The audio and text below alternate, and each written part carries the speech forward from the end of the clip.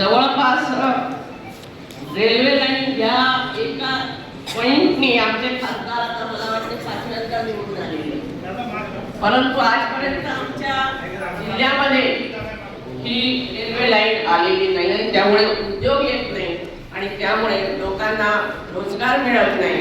अनेक कारणं झाले आणि हे कारण आपल्या सगळ्यांच्या समोर आहे की त्यावेळेस आपली सरकारने हे केलेली आहे आणि त्यामुळे आता ह्या येणाऱ्या निवडणूक आहे, तुमच्या निवडणूक आहे आणि या निवडणुकीमध्ये आपण सर्वांनी एक दिलाने महाविकास आघाडीच्या माध्यमाने निवडून येण्यासाठी सर्वांनी एकजूट होऊन कार्य करा, जेणेकरून आम्ही अध्यक्षाला इथे हमी देऊया की आमच्या जिल्ह्यामध्ये राष्ट्रवादीची आपली शरदचंद्र पवार गटाची चांगली परिस्थिती आम्ही पुढच्या निदर्शनास आणू अशा प्रकारचे आपल्या सर्वांच्या वतीने मी त्यांना हमी देते.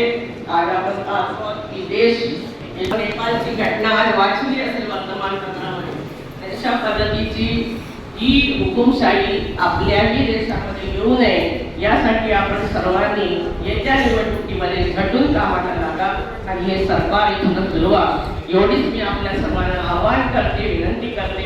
धन्यवाद. जय हिंद, जय महाराष्ट्र. धन्यवाद ताई. यानंतर विचारमंचावर विचार मांडण्यासाठी बुलढाणा जिल्ह्याचे माजी अध्यक्ष साहेबराव सरदार साहेब यांना मी आमंत्रण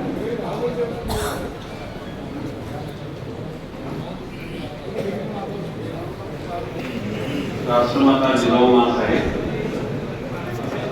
छत्रपती शिवराय, मंचावर उपस्थित झालेले चव्हाण साहेब, जिंगणे साहेब, भास्करराव काळे, संगीत